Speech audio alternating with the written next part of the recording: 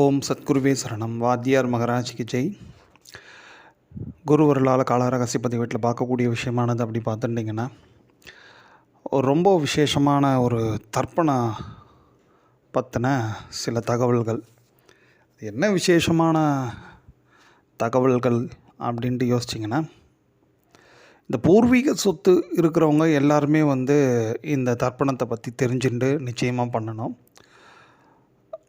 பூர்வீக சொத்து எதுவுமே இல்லைன்றவங்க கண்டிப்பாக பூர்வீகமாக ஏதேனும் ஒன்று அடுத்து அவங்கவுங்க தலைமுறைகளுக்கு ஏதாவது ஒரு சொத்து சுகங்கள்லாம் அமைவதற்கு இந்த காலங்களில் நம்ம பண்ணக்கூடிய தர்ப்பணமானது அதுக்கு ஏதேனும் ஒரு வகையில் பெரிய பேருதவி நிச்சயமாக பண்ணும்.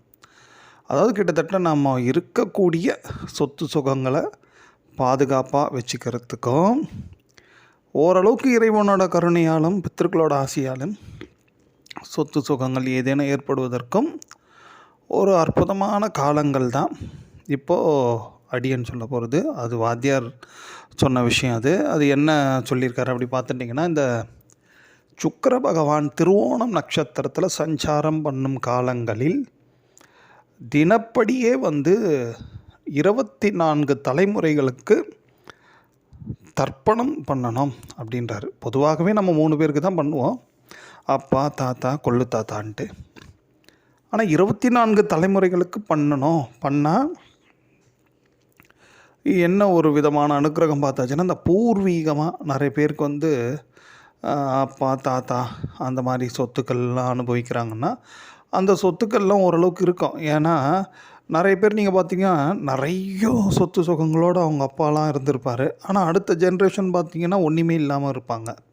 ஸோ இந்த மாதிரியெல்லாம் எதுவும் பிரச்சனை வராமல் சந்ததியாக நல்ல ஒரு வளங்களோடு வாழ்வதற்கு இந்த தர்ப்பணங்கள் நிச்சயமாக அனுக்கிரகம் பண்ணும் அப்படின்ற ஒரு விஷயத்தை வாத்தியார் இங்கே குறிப்பிட்டு சொல்கிறாங்க.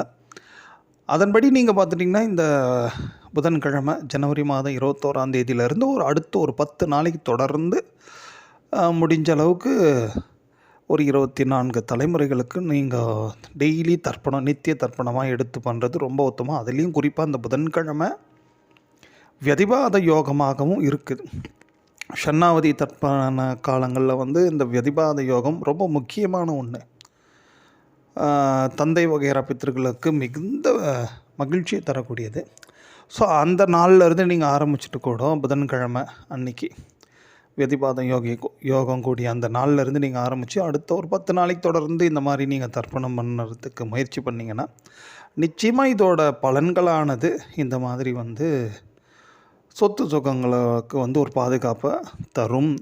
இல்லாதவங்களுக்கு அதற்கான வாய்ப்புகள் ஏதேனும் இறைவனோட அருளால் உருவாகும் அப்படின்ற ஒரு விஷயத்தை வாத்தியார் இங்கே குறிப்பிட்டு சொல்கிறாங்க. அதுலேயும் குறிப்பாக பார்த்தீங்கன்னா, இந்த 10 நாளில் ஒரு நாள் நடுவில் வாஸ்து நாளாகவும் வருது.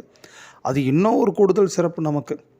அது மட்டும் இல்லை, ஒரு பெரிய விஷயம், நம்ம இந்த வியதிபாத யோகம் தர்ப்பணத்தை பண்ணுறோம். அன்னியிலேருந்து ஒரு 10 நாளைக்கு தொடர்ந்து தர்ப்பணத்தை ஆரம்பிக்கிறோம் இல்லையா? அந்த நாள் எப்படி இருக்குது பார்த்துட்டிங்கன்னா, சந்திர பகவான் ராகு பகவானோட சேர்ந்து இருக்கார்.